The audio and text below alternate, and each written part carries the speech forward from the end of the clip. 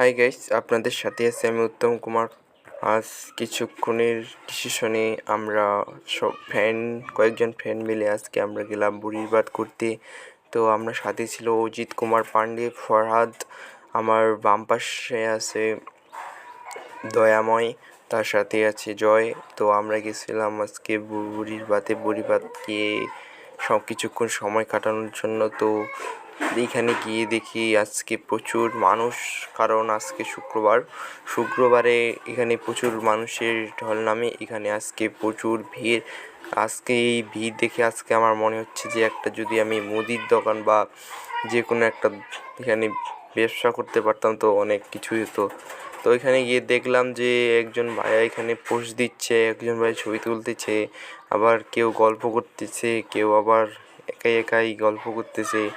আবার দেখতেছি কয়েকজন বা আপুগুলা এইখানে নিচে নামতেছে, আবার কেউ তাদের দেখতেছে, আবার কেউ মোটরসাইকেল চালাচ্ছে।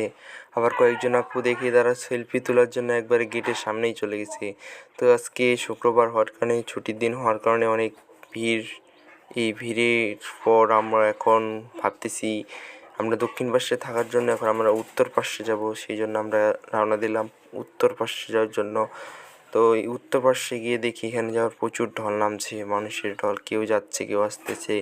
আবার এখানে দোকানগুলো ভর্তি ক্রেতা।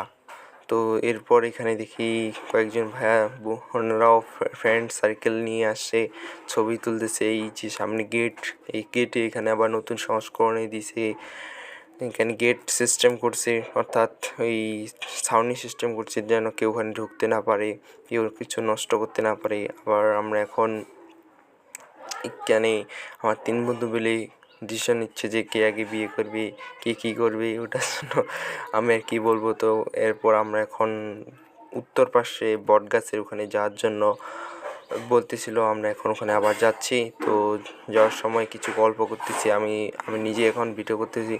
তো এরপর দেখতেছি যে সামনে ওইটা আবার কি হয়েছে, তখন এটা মানুষকে একটু জিজ্ঞাসা করলাম, তখন ওনারা বললো যে এখানে প্রচুর বৃষ্টি হওয়ার কারণে এখানে একবারে এগুলো ভেঙে গেছে। তো এগুলা কিছুদিন পর এগুলো ঠিক করবে। এই হলো সেই ঐতিহাসিক বটগাছ। এই বটগাছে আমরা আসলাম ছবি তোলার জন্য। দেখতেছি এখানে আবার কয়েকজন ভাই আসছে, কয়েকজন বাইক নিয়ে আসছে, ছবি তুলতেছে, কেউ আবার ওয়েলকাম করতেছে, কেউ আবার গল্প করতেছে। তো আমার ফ্রেন্ডগুলো বললো যে চলো কয়েকটা ছবি তুলি। তো আমি বলতেছি যে কে আগে ছবি তুলবা, তো ডিসিশন নাও।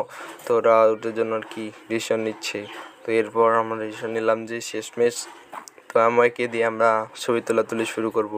তো তার জন্য আমি বললাম যে অজিত কুমার পান্ডে বলতেছে দাও পোজ দাও।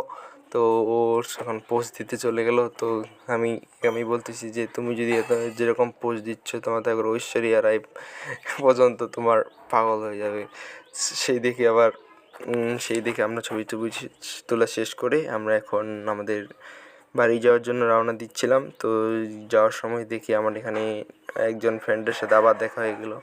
তো তার সাথে কথা বলার সময় আমি একটু এদিক তাকায় দেখি যে এখানে নবদম্পতি আসছে আবার ছবি তোলার জন্য।